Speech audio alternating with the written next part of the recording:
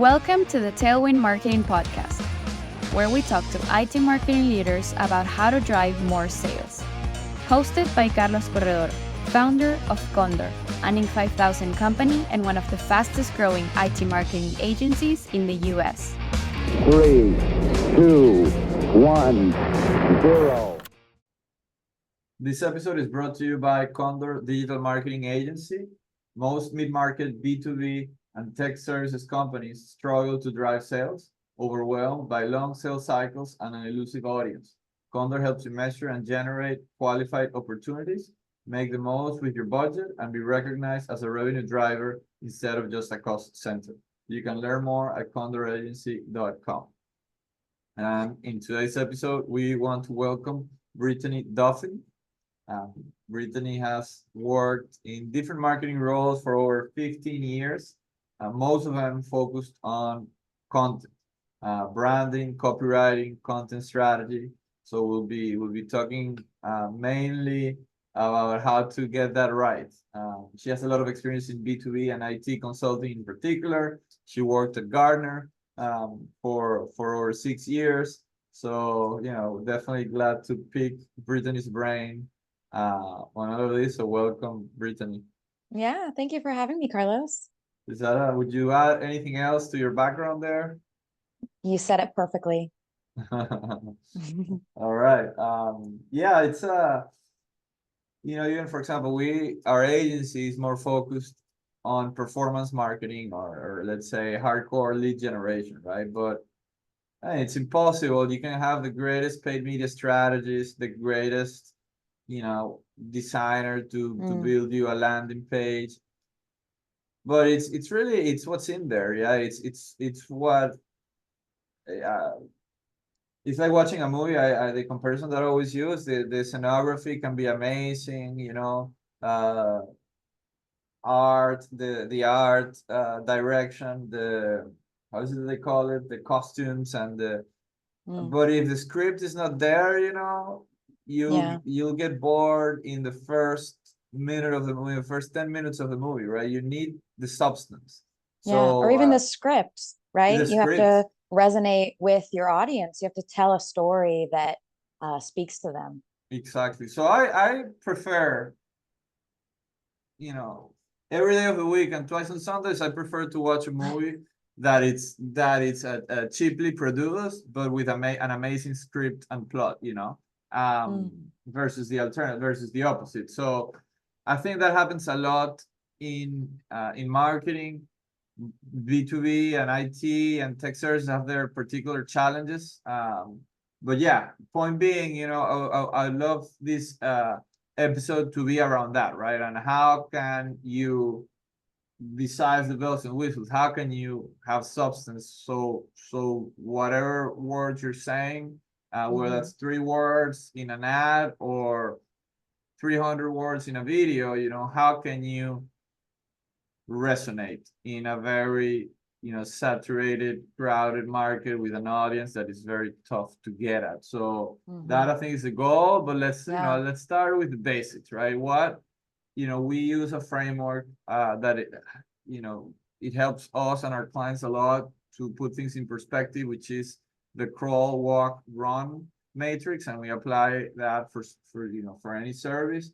If we apply that, let's start there, right? Like if we use that framework for content, right? Before we getting into what running is, right? Which we all want to get to running, but like, where do we need to start and make sure we have bases covered, right? And in particular, that you have seen mid-market companies struggle with in terms of getting the basics right. Yeah, totally. I think it's important, like you said, in the crawl phase to have a really solid foundation for your messaging and understanding your customer. I think where a lot of B2B companies or even marketing teams in general go wrong is the people working on the content don't actually interface with the customers very often. Marketing teams can be a little siloed in that way. So if you think about like, a customer success team, like an account manager, or a sales team, the business development team, they're interfacing with the customers all the time at trade shows, on calls, they get service requests. So they know very deeply what the common issues are, what the common questions are, what features or pieces of the product are most important to customers. And marketers can be a little shielded from that if they don't really take the time to understand their customers. And so, so part of this is, as a business, you need to understand your customer. And then part of this is as a B2B marketer, right? So I always recommend that customers put into practice regularly interfacing with their customers through like insights interviews or calls. Trade shows are great too, or in-person events if that's something that your business does. But yeah, developing content with your customers, that would be, maybe we're talking about the walking and the running now, but as a solid foundation, you just have to really understand your customer and ask those questions. Why do you use our service or product or business? What problem do we solve? And even just kind of creating this like persona of this person in your brain. Like, do they remind you of anyone? What are the words that they use over and over again? How do they describe their problems? Because as a content manager or a copywriter or an ad manager, whatever, you're developing copy for these people, but if you don't understand like the actual words that they use to describe their problems, there's going to be a disconnect. So definitely starting with understanding your customer, and even within that, there are different, kind of like levels of a customer, right? You have your core target audience who you serve really well. They're the decision makers and the users, but you might have like, a secondary audience of people who influence that decision. Maybe they have control over the budget. Maybe they're a decision maker, but not a user. And then maybe some other people that might have influence. So you can even think about your audience as like in tiers, really. And that would be my recommendation for the first place to start, always. How any advice on how to improve that disconnection, or how to align the not sales and marketing, but in particular for customer insights purposes, the people that are facing the customers, so the account managers and the salespeople, with the behind the scenes marketing team, right? What is it? A document? Is it going to launch once a month? Like, what have you seen that works? Yeah, I mean, I think it depends on how big your company is, right? If it's a small, scrappy team, you could probably just ask someone, who are the customers that are like really high users, like they purchase from us a lot, or they use they use our features a lot, right? So I would go after like our biggest fans, essentially our happiest customers. You could also look at maybe newer customers versus more established customers, and maybe like the differences between them. But I think it's just a matter of just asking, hey, what accounts do you have that fit this criteria? And yeah, look at your biggest fans, newer versus more established companies, or even like, again, thinking about your target audience in like different tiers, maybe ask for like specific job titles or specific industries that and make sure that you have a good spread there. But honestly, it's just a matter of reaching out to them and saying, hi, I'm on the marketing team and I'd love to chat with you about how you use our product. It works. I've also seen marketing teams offer incentives for something like this. Something interesting that I found in my personal experience is it's always good to, offer the customer something in return for their time, because they are taking time to just talk to you, like a gift card or swag or whatever. But if you start the conversation that way, hey, I'd love to talk to you and I'll offer you a gift card in exchange, I've noticed, I ran an A/B test, and I've noticed that you get the same amount, or you might get more responses, but the responses are less quality.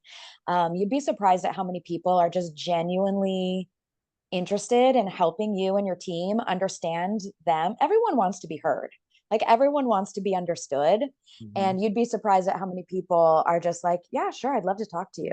Mhm. So part of that could be, just face to face or over Zoom, whatever interviews, a quick phone call, even. This could be like 15 minutes. It's a low lift. Mhm. And part of this could be, a customer survey. But what I don't like about the surveys is they're a little dry. I think it's less of a one-to-one connection. You don't really get a person's personality through a survey. Mhm. So I prefer the in-person, for Mhm. sure. No, that's interesting. I think, and we have been actually, coincidentally, we have been discussing this week actually in our leadership meeting, what is too much and what is not enough in terms of customer insights feedback for Mm, us as an agency, right? So, mm, we could, because sometimes I think yearly at least, right? But that's not enough. yeah, But then every month asking about every deliverable and every service to the same person, like that's probably too much, right? So what is a balance? But yeah, really, that what independent of the frequency, the, that feedback, it's important not only because we initially did it for our delivery team, right? For what we call service improvement, or even client retention, right? If you detect something that they say they're not liking, then you go and mm, attack that. And in particular, more thinking more in service companies than, let's say, product, because then developing a new feature, you could inform it, but like for one client, you're not gonna go and develop a new feature versus in a service you can adjust, hmm but other than service improvement, for sales and marketing, I think is crucial, and that happened to us as well, right? We recently changed our differentiator, not our main one, because our main one is continuing to be leaders in the tech services and B2B space in generating qualified opportunities, but we thought that analytics was our second core differentiator. And we realized that our customers were valuing more the fact that we worked really close with them and that we were a true extension of our team, right? So mm, that ended up being more powerful, and we moved that as a second differentiator because our clients told us that, and maybe clients that we weren't even running, let's say, paid media, where analytics obviously is fundamental. But across the board, even they also said that it was even more important to have that close connection. So, I think, yeah, that's it. Customer insights and aligning around understanding your customer, because a lot of times the intelligence is already in your organization. It might be just siloed, as you mentioned, right, in the account managers in another place. But yeah, yeah, improve it with feedback, but definitely distribute the intelligence as well. Again, with lunch and learns, with documents, with hmm forcing marketing teams to call all the people, whatever you yeah. have to do. But I think that's a great uh let's say first advice. And it's interesting what you say about the frequency too, because I do think that there can be too much insights. My recommendation there would be, it really depends on your business. Like, how established is your business? A newer company might want to do something more frequently, or if you're launching into new industries, or if you're launching a new product. Um, when I was working for Gartner conferences are cyclical, right? It's an annual conference. So we would do this at least once a year and maybe twice in a campaign. So yeah, I agree with your assessment that it should be at least annually. But I mean, eventually, this is where like the art and science aspect kind of comes into play. But you're going to see patterns. Like, you're going to notice patterns of what people are saying, and once you have that pattern, that's what you're looking for. Yeah. So once you've got it, you've got it. Yeah. But from there, I would just make it a practice. When you have a particular question, should should we launch this, or what is the messaging for this anytime you feel like, I feel like we don't really have a grasp on our story, I feel like we don't really have a grasp on this customer, that's just kind of like a trigger for you to say, well, maybe we should start talking to people. And then another piece of advice I would have there is always record them because you don't want multiple people from your team reaching out to the same customers or the same people. It's just a waste of time. So it's totally boring and agonizing to like listen to these recordings, but you can throw them into an AI tool and get a transcript and get, a summary of what was said or the main points that the customer brought up, just to make your team work a little bit more efficiently. But yeah, it's definitely like at least annually. And then when you feel like you need those insights, just make it a practice. No, I'm glad that you brought up the recordings and the AI, because that's also a game changer in terms of customer feedback, right? Now, almost all of the meetings, not only the ones where you ask as a favor to your client to give you feedback, but even the status meetings on a weekly basis that you're having with them, right? Feedback comes out of those, right? Oh, that's true. Yeah, totally. So now the technology Where are all is those insights there. going? They're wasted. Yeah, exactly. If you put it in a repository and then simply start asking, like we use Fallon, for example, we really like it, the way that they especially the summaries, once you finish the meeting, I think they're really on point. But they also keep the recordings, and you can ask, hey, how do you think this meeting go? How is this client feeling about this service? And they most of the time, their answers are pretty insightful and save you time, and at least point you on which meeting you can dig deeper. So I think again, leveraging AI and meeting recordings, it's a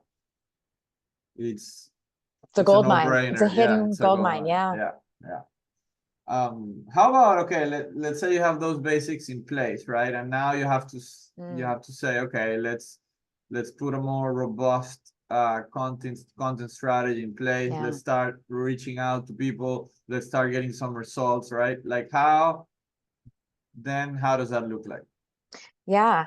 So once you've defined your customers and you feel like you have a good persona and a good idea of their challenges, then I would kind of create this like customer journey matrix type framework, right? So thinking about your customers in terms of the awareness phase, the consideration phase, the conversion, and then retention. So in awareness, like think about your customers of like, who are the people who maybe don't even know we exist, or they don't even know that they have a problem that can be solved. And like, who are those people? Where are they? What are they searching for? What other tools are they using? What is their current like method? Like what's their current solution? And no solution might be a solution, because they don't even realize they have a problem, or they don't realize this is a problem that can be solved, right? Because it depends on your business. In the consideration phase, these are people who know they have a problem, but they don't really know the difference between all the solutions, right? So they might have a current solution, but they don't know that there are alternatives. So just kind of defining that and really walking yourself through this framework of like, okay, where are these people? Like, what are they thinking about? How are they currently, whatever your business is, like, how are they currently treating this problem, or what are they doing? And how can we get in front of them, and how can we convince them that now that they know they have a problem and they know that maybe they're at least familiar with some of the solutions, where do we need to go to figure out how to get ourselves in front of those people, and differentiate ourselves from all of those other potential solutions, right? And remember that doing nothing is a potential. So I mean, it's not a solution, but it's an option for your customers, is just doing nothing about the problem. And then, so I think a lot of businesses, they focus on the competitors, like what are others, like direct competitors that solve the same problem, but what are like your indirect competitors, like other options that your customers might be choosing. And that'll give you your really good competitive differentiation messaging. And then, and the conversion is getting their business. How do you put yourselves in front of them at a time when this is really critical to them? Like at a time when this problem is at its peak, the pain is being felt.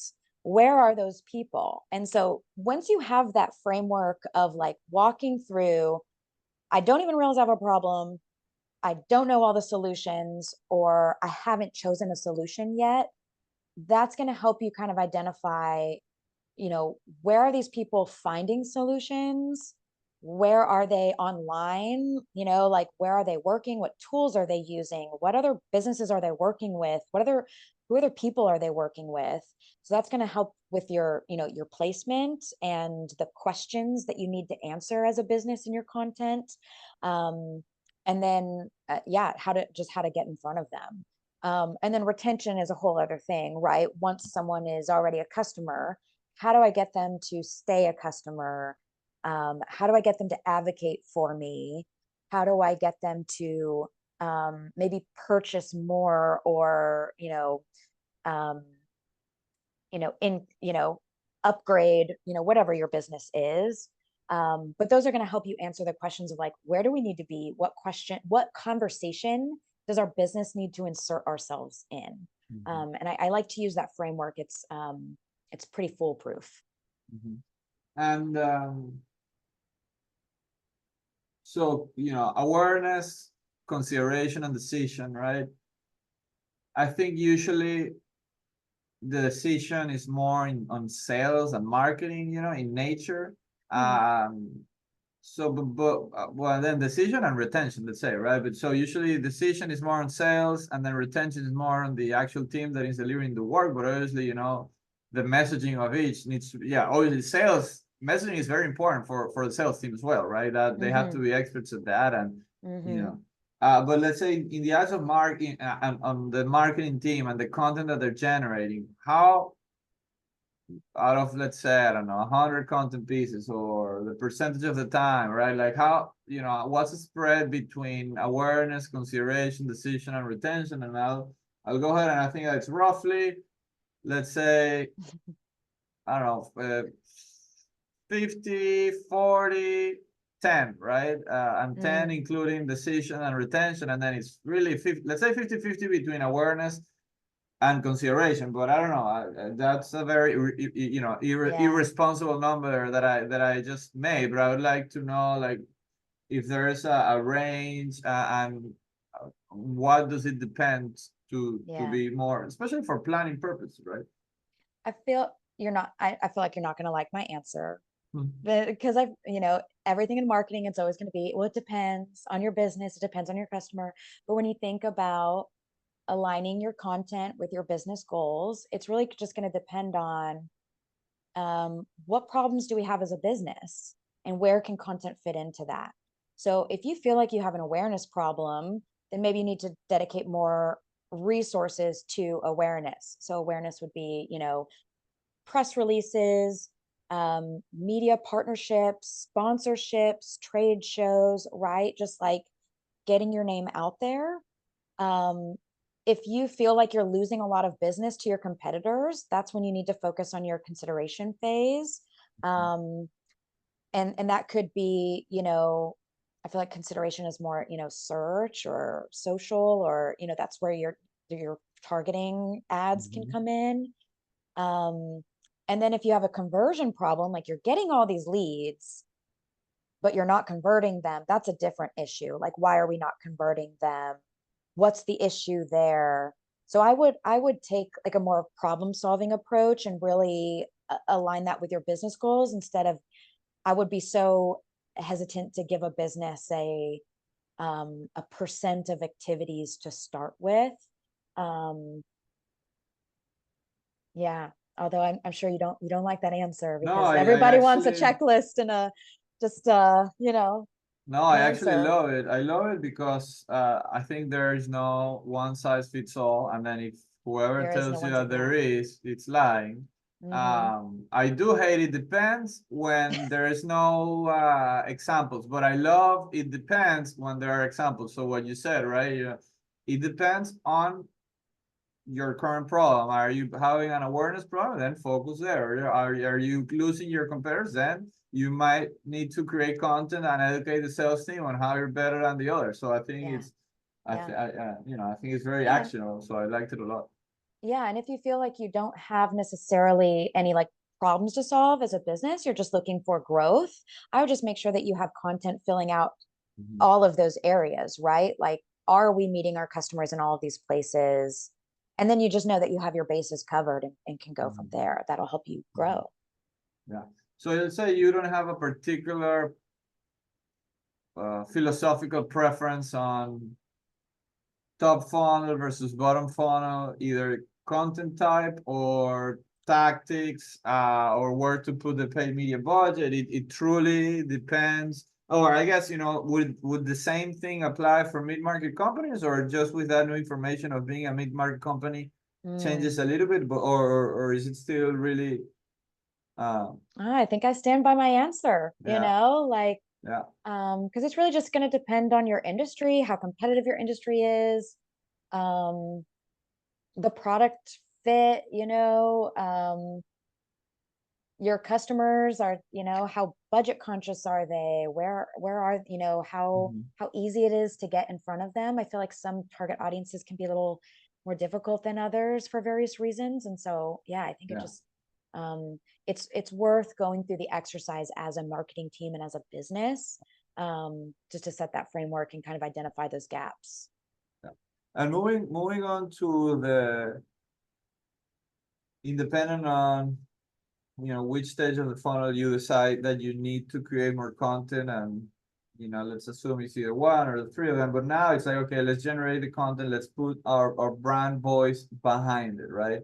Especially now with, it's always been a challenge to have a consistent brand voice, but now in particular with AI, even more so, right? So it's not, that it's not very generic, that it's not using the same things everybody's talking, like unleash type of adjective. Yeah. uh I would say that brand voice is even more important now because of AI, because it is so easy to generate content that companies can generate more.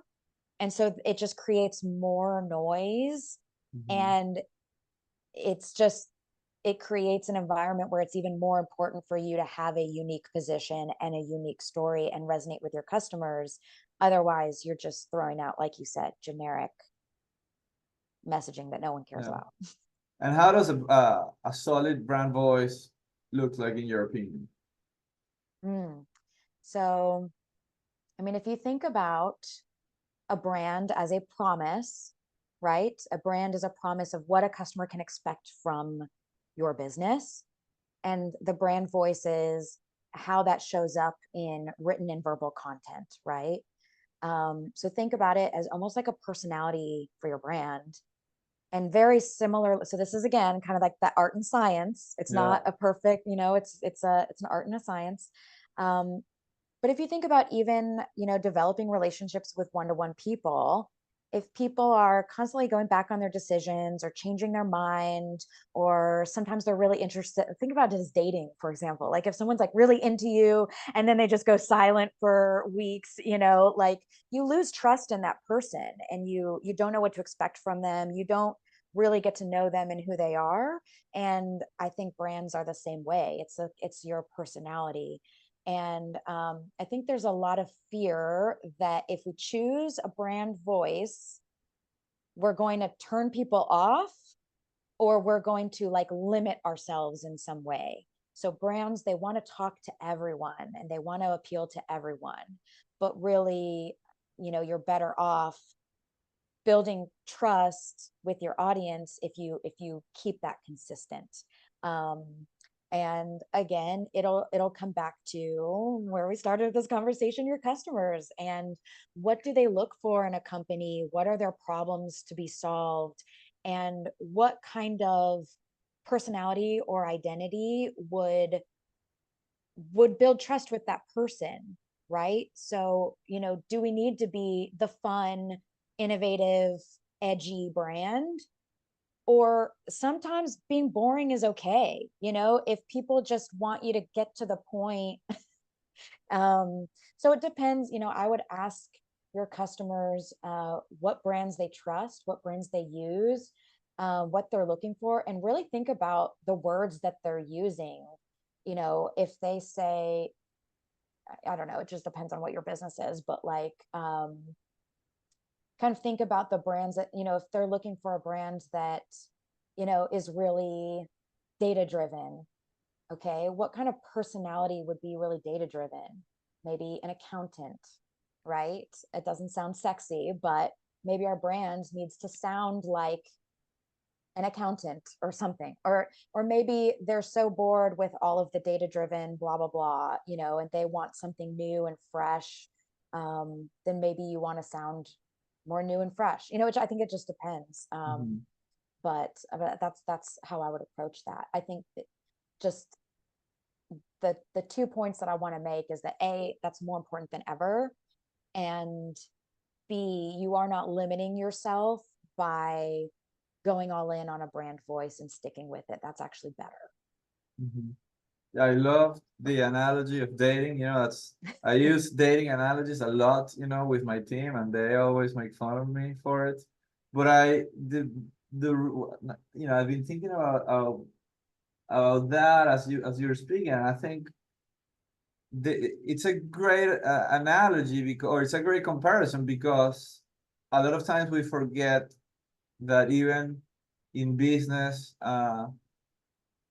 the people that are making decisions are humans, and humans, they trust other humans, not, they definitely don't trust the name of a company.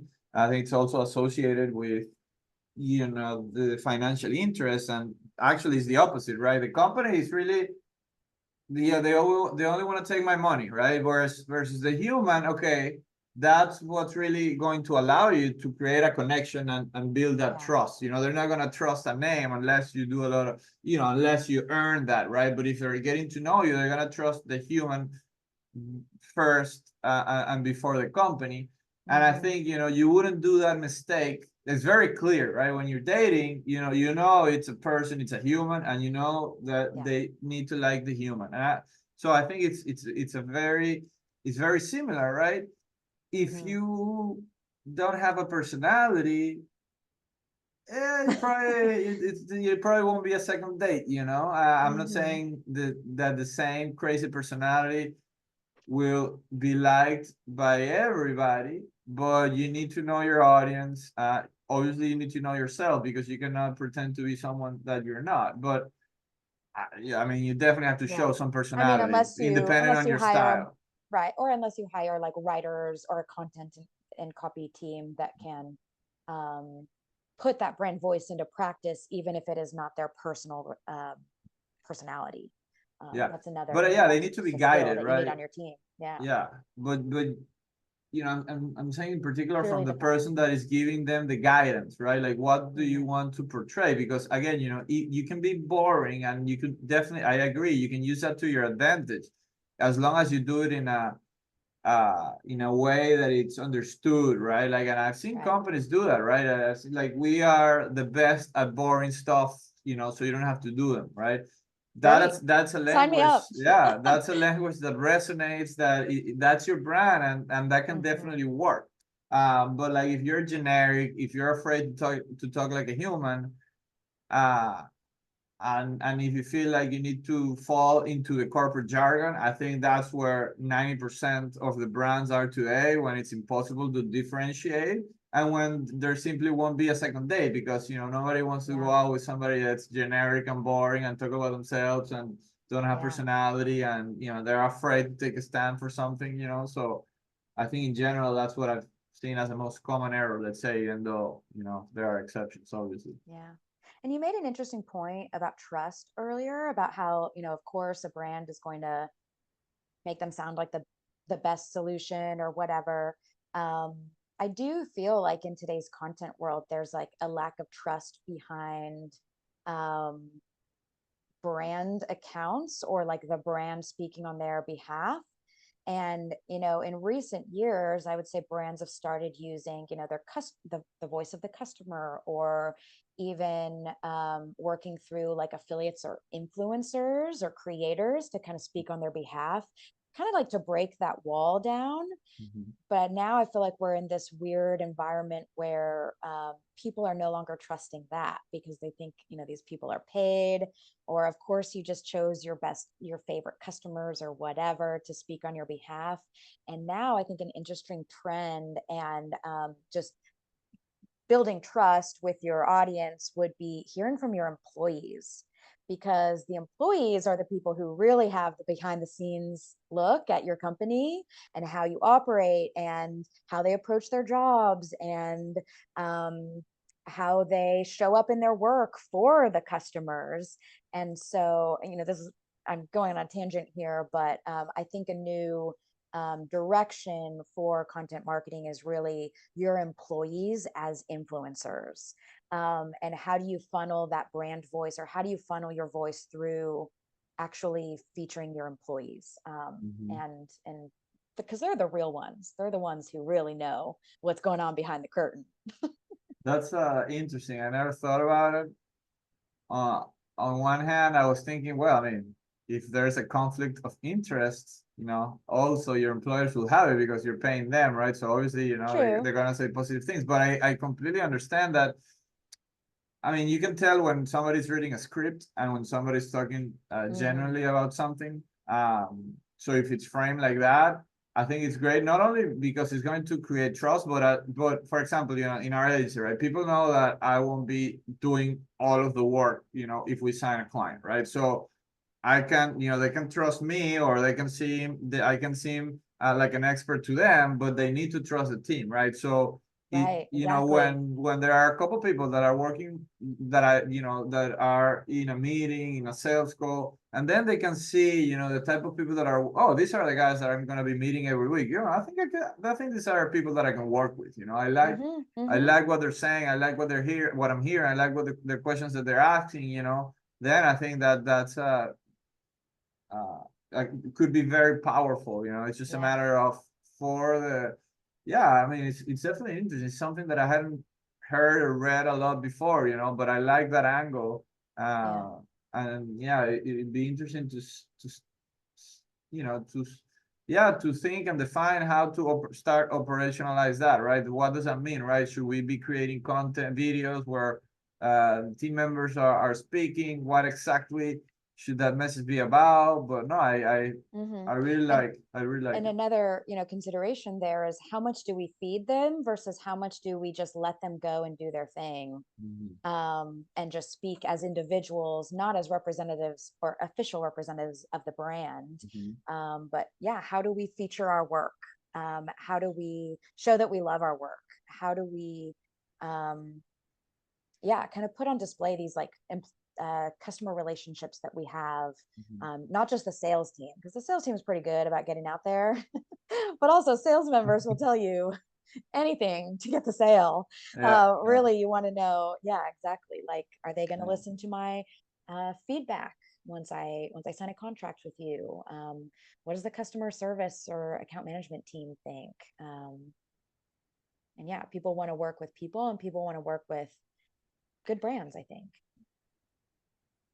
Brittany, and what else? Anything else that haven't asked, that you would think would be helpful for people to hear?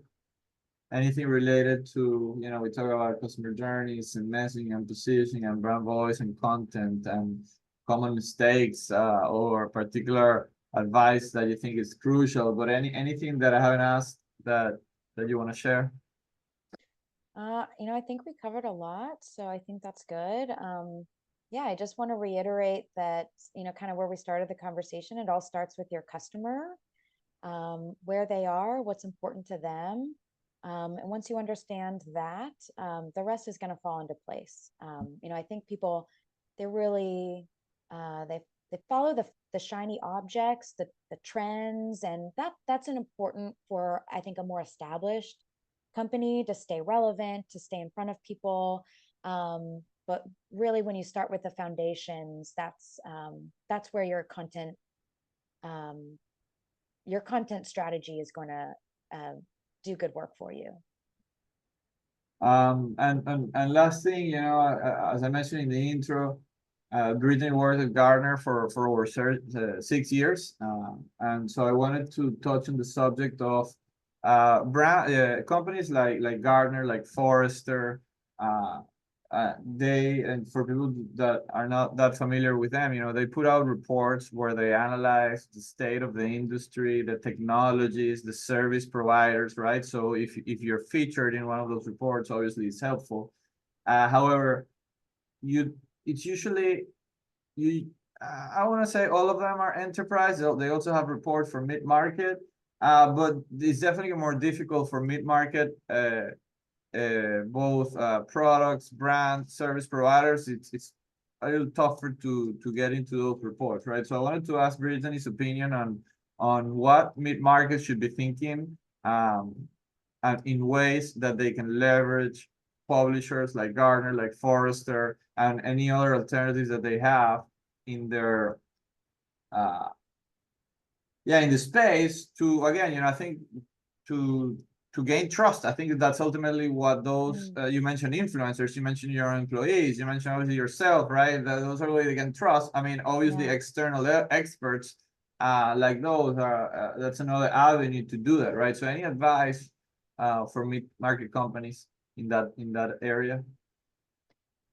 Yeah, I mean, I think it's important for brands, especially when they're positioning themselves as a thought leader in their industry, to develop original research.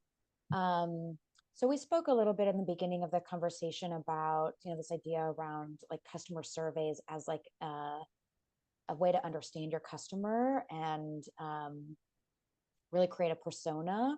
But, publishing research, if you think about, and I feel like some companies are almost numb to their own knowledge, and, there's so much thought leadership probably just hidden in your company that you're not aware of. Mm-hmm. So, what metrics would your company feel comfortable sharing publicly that are interesting for your audience? What data do we have access to, or what data could we share? What thought leaders do we have in the business that we can give a voice to? So this is kind of similar to what we just talked about with the, your employees as influencers, but even just thinking about your executive team or someone in your company who has a unique perspective to share. I think what those companies do really well is that original research. So people go to them, even as like a non-client, to really understand the industry and the state of the industry. So an interesting practice for your content team could be, publishing an industry report that you then update every year, and you use that as like lead gen, but it's also thought leadership. Like, people go after these insights. They learn that your company publishes this every year. And I think that that's something those companies do really well, that other businesses could get a benefit from. Yeah, I've been part of those vetting I love the advice of original research, and not only that, but also not overcomplicating it, in the sense that it's not like you have to hire a team of research and developers for a year. Like, you probably have enough valuable information in your current operations, that you just need to know how to package it, right, to make it valuable. So I love that. And I also think that even being in a vetting process, so they have the waves, Forrester have their waves, and Gartner have their Magic Quadrant, where they put the leaders in a particular technology, and the second tier and third tier, right? Even going through that vetting process, even if you're not selected, I think will give you, as you mentioned, right? They know what they're doing in terms of how they are, doing the research, and their questions that they're asking, and the examples that they are requesting, right? So it will give you a good framework, even to evaluate yourself, independent on the PR aspect, right? But even to evaluate yourself and understanding what weakness do you have, right? It will give you great insights on things that you should be thinking about, what to offer, what you already have, what you don't, kind of like a SWOT analysis. Yeah, it's an interesting perspective. So yeah, I'm glad that you mentioned that. Well, Brittany, it's been fun and very very insightful to talk, to pick your brain, with and your expertise on all things content. So truly appreciate you coming in. Yeah, thank you so much for having me. This was fun. Thanks for listening to the Tailwind Marketing Podcast. If you enjoyed it, remember to subscribe for future episodes. Until next time.